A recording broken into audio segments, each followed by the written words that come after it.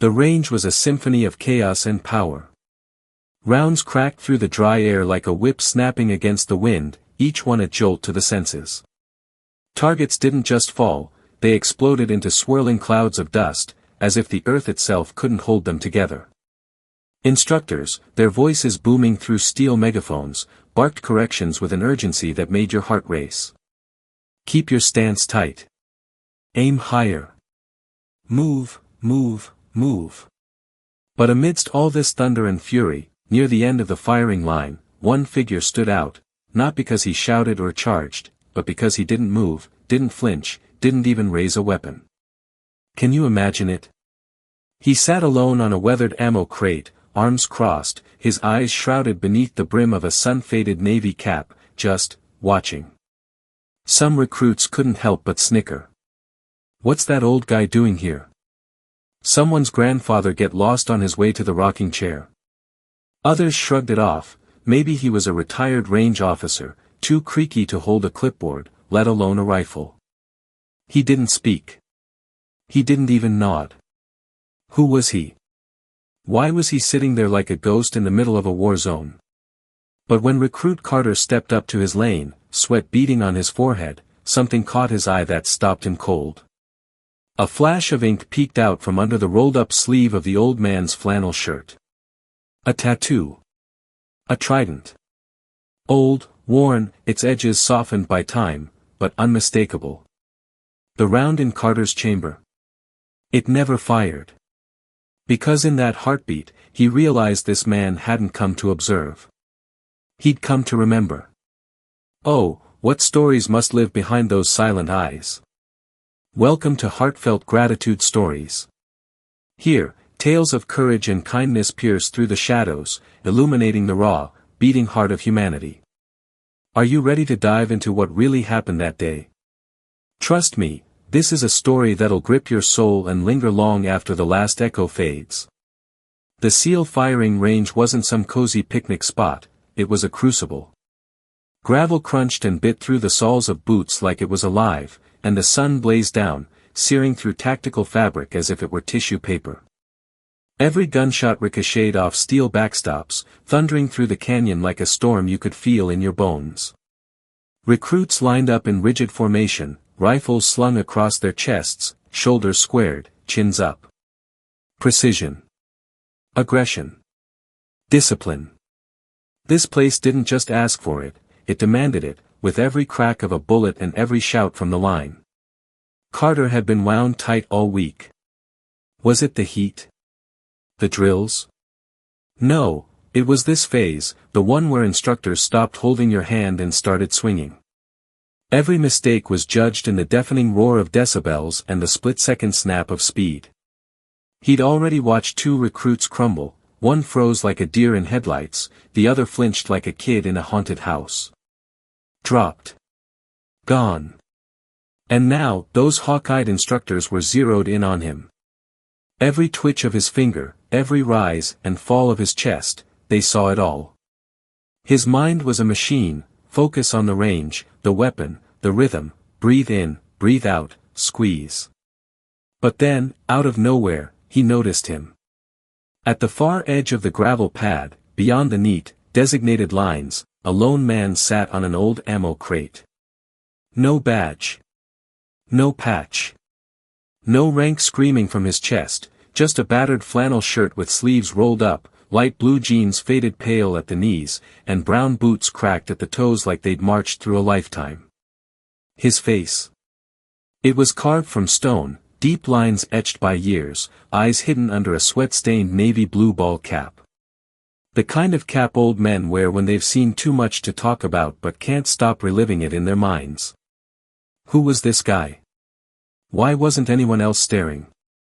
The instructors didn't even glance his way, did they even see him?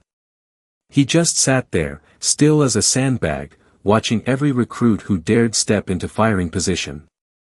Carter had seen observers before, high-ranking officers with their mirrored sunglasses, government suits scribbling in quiet notebooks, but this man? He was different. He wasn't here to grade or critique.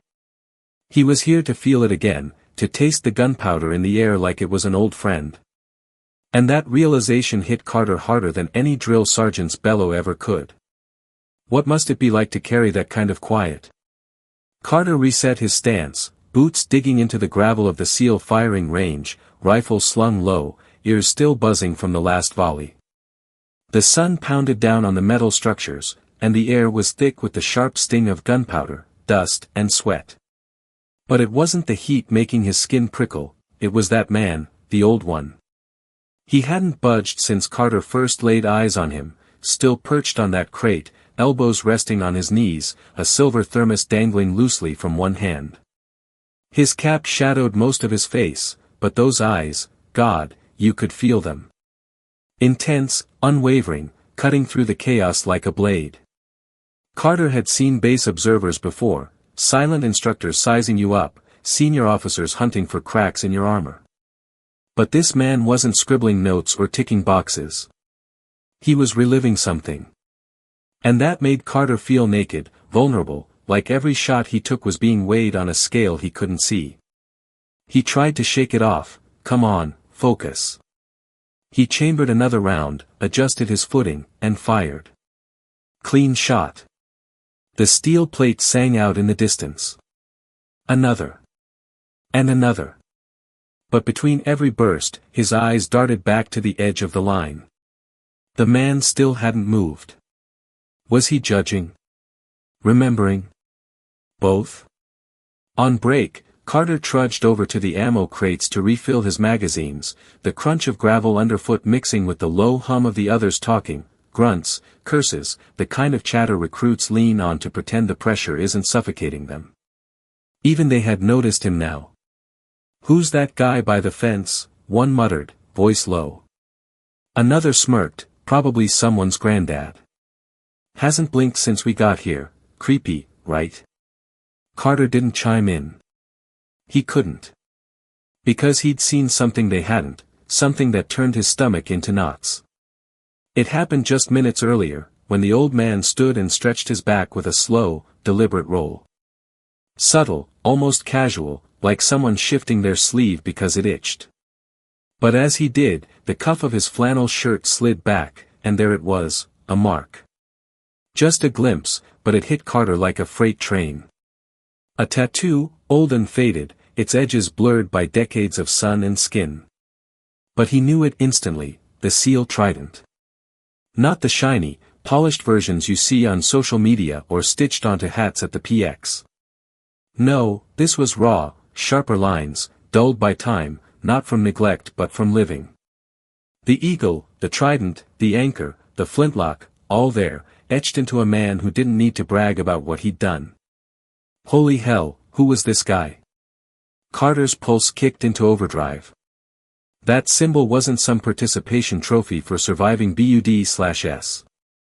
It was forged in places no one talked about, missions scrubbed from records, battles fought in jungles, mountains, oceans, leaving nothing but whispers and ghosts. He'd read about the early teams, the legends who leapt from choppers into the unknown, who came back, or didn't, with silence as their only medal. And now, one of them was right here, 20 feet away, clutching a thermos, watching him shoot. Can you even fathom that? The next time Carter stepped to the line, he couldn't peel his eyes away. He tried to reset, front sight, focus, breathe, but his hands felt alive, tingling with something new. Not nerves, not fear, just awareness. Awareness that someone was watching who didn't give a damn about his scores or the clipboard in the instructor's hand.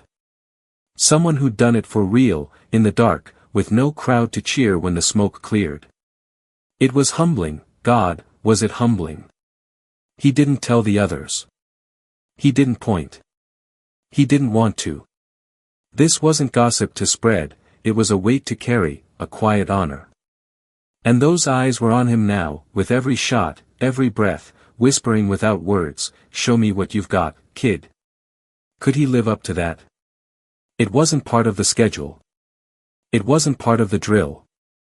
And it wasn't something recruits were supposed to do. But Carter moved anyway. Have you ever felt that tug, that inexplicable pull toward something, or someone, without knowing why? The instructors had just barked out a rotation, time to shift positions, reload, hydrate, keep the machine of training grinding forward. The other recruits scattered in tight, noisy groups, heading toward the gear benches, their voices a mix of half-laughs and half-grimaces, still buzzing from the morning's chaos. But Carter? He didn't follow them. His feet turned sideways, almost like they had a mind of their own, drawing him toward the edge of the range, toward the old man sitting there like a quiet storm waiting to be noticed. He walked slowly, each step heavy with uncertainty. Why was he even doing this? Every stride felt like it sliced through an invisible line, not a rule, no, something deeper, older, etched into the air itself. The kind of boundary you don't cross out of fear, but out of awe, out of reverence. The old man hadn't moved an inch. There he sat, perched on that weathered crate, his hands resting loosely on his knees, a thermos cradled gently in his right palm like it was an extension of him. But as Carter drew closer, oh, what a moment, the old man lifted his gaze just a fraction. Their eyes locked, and time itself seemed to stumble. Not from fear, not even from intimidation, but from the sheer weight behind that look. A stillness radiated from him, the kind forged by carrying something massive, something unspoken, for decades. Can you feel it? That piercing stare that didn't care who Carter was or what rank he might claw his way toward someday. This was a man who'd watched louder souls fade into silence, their bravado snuffed out quieter than a whisper. Carter stopped just a few feet away, his breath catching in his throat. He didn't speak. He didn't salute. What gesture could possibly fit this? He just stood there, rooted, soaking in the gravity of it all. Then, almost without meaning to, his eyes drifted down to the man's arm, to that tattoo that had snagged his attention earlier like a hook in his chest. And this time, oh, glory, the old man didn't tug his sleeve to hide it. No, he turned his arm slightly, resting it across his knee, forearm outward, as if saying, here it is, son. Look. Like it had always been meant for this moment, for Carter's wide-eyed wonder. Carter crouched down, not to kneel, not to bow, just to see. Up close, that ink was older than he'd ever imagined, its edges softened by time. The lines weren't sharp anymore, but they didn't need to be, oh no. The design stood bold and clear, the seal trident in all its glory, eagle, anchor, flintlock, and trident, worn and weathered, yet proud as ever. It wasn't just a tattoo. It was a saga etched into flesh, a tale that needed no flourish to scream its truth. Faint scars framed it, whispers of battles Carter didn't need to ask about, he knew. He didn't reach out, didn't dare touch, but he stared with a reverence reserved not for art, but for proof. Proof of something bigger. Can you picture it? That living testament right there in front of him. He finally tore his gaze upward. The old man still hadn't spoken a word, but those eyes, sharp as knives behind that lined, weathered skin, softened just enough. Just enough to ask, you see it now, don't you? Carter nodded, not for approval, not to impress, but to honor something far greater. And then, oh, what a shock, the veteran did the unthinkable. He lifted that thermos, just a little, raised it toward Carter, and held it out. Not as a gift, not as a handout, but as a gesture, a passing of something you couldn't see but could feel deep in your bones. Carter took it, his fingers trembling slightly, accepting it with care. He didn't open it. He didn't peek inside. He just held it, cradling it as the old man rose to his feet, bones creaking like a ship in a storm, but his posture straight as steel. What do you think that meant? What was he handing over in that quiet, sacred exchange? There they stood, face to face, a young recruit chasing the title of warrior and a man who'd shed that label long ago, yet wore it in every line of his being. And then, just like that, the old man turned, his boots crunching softly on the gravel path behind the firing sheds. He walked away, vanishing into the blinding glare of the sun, no name, no salute, no grand farewell. Just silence, and a presence that lingered like smoke long after his shadow melted away. Carter didn't budge for what felt like forever. He stood alone, thermos still warm in his grip, watching the dust settle where the old man had been. The other recruits were regrouping now, instructors barking orders with their clipped, steely voices, but it all felt muted. Distant. Nothing could shout louder than what had just happened. Eventually, Carter turned back toward the line, his steps slower, heavier, like he was carrying something new. He didn't speak to anyone. He didn't try to explain, how could he? What words could capture that?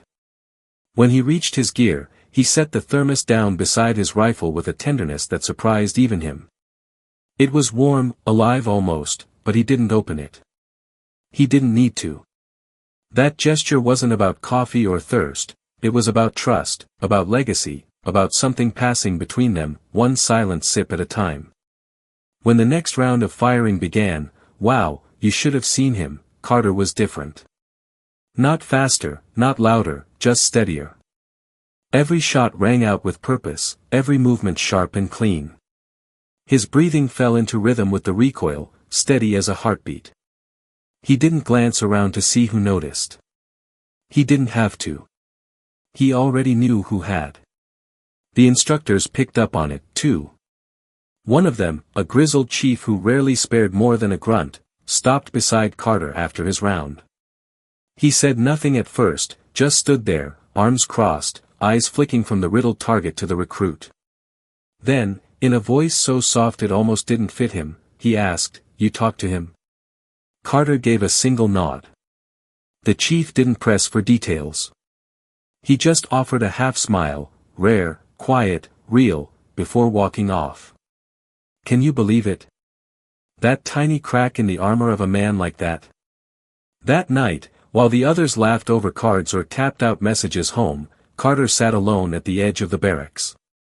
He dug out a notebook he hadn't touched since prep school and scrawled one sentence across the top: "Some men leave behind medals, others leave behind silence, but the rarest leave behind both and need neither to be remembered." What a thought!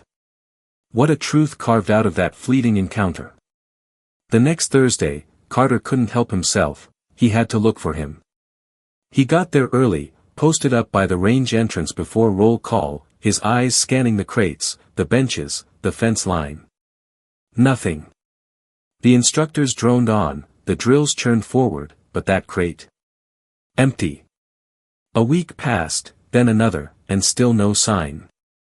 Carter never saw the old man again. But sometimes, in the hush between rounds, he could feel it, that gaze, steady and unflinching, not judging, not praising, just watching. Always there.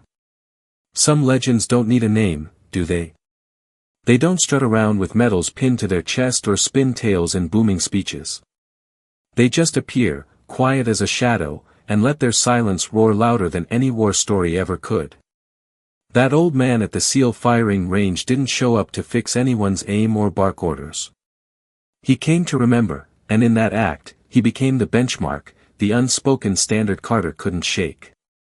The story of Carter and the silent veteran stirs something deep within me, a quiet ache, a longing for a world that values substance over noise.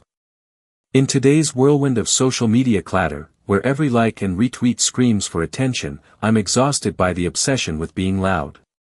The veteran, with his faded tattoo and steady gaze, feels like a rebuke to that chaos. His silence isn't weakness, it's a thunderous testament to a life of courage and sacrifice that doesn't need a megaphone. I'm moved, humbled, even, by how he commands respect without saying a word. It makes me wonder, why do we chase validation in a cacophony when true strength whispers? That thermos gesture gets me every time. It's not just a passing of coffee, it's wisdom, trust, a legacy handed down from someone who's seen the fire and walked through it. I feel a pang of regret for how often we ignore the quiet heroes around us, veterans, grandparents, the unassuming mentor at work. Their stories aren't trending hashtags, but they're goldmines of resilience. I'm inspired by Carter's transformation, and it fires me up to seek out those voices, because if we don't, we're robbing ourselves of something priceless. The veteran's presence screams that the deepest truths don't need to be shouted. I'm desperate for us to pause, to honor the silent warriors among us, those who've built our world without fanfare. Let's chase their wisdom, not the next viral post. Their legacy deserves to echo, not in noise, but in the quiet strength we carry forward. That's the life I want to live. Have you ever met someone like that? Someone who never boasted, never spilled their deeds, but whose quiet carried more weight than a stadium full of noise? Drop their name in the comments, let their legacy shine. Subscribe to Heartfelt Gratitude Stories to keep these quiet heroes alive, the ones who shaped us without ever raising their voice. And hey, if you ever feel eyes on you during training, don't freak out. It might just be someone checking if you're worthy of the path you're on. Thank you for watching.